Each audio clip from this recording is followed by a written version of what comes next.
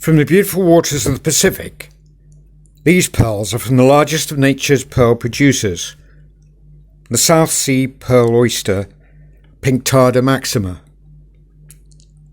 When the cultured pearl industry began, its founder termed all pearls produced south of Japan as South Sea, and the name is still used for the silver and gold pearls. Modern production is centred in northwestern Australia, Palawan and Indonesia, where the number of wild molluscs that can be used is controlled to ensure a carefully protected environment. After pearl seeding, the oysters are carefully nurtured, tended and cleaned for a minimum of 2 years.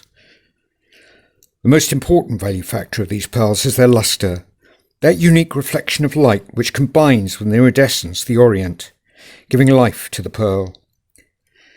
These optical effects, combined with their natural colours of white, silver and gold, make them exceptionally beautiful.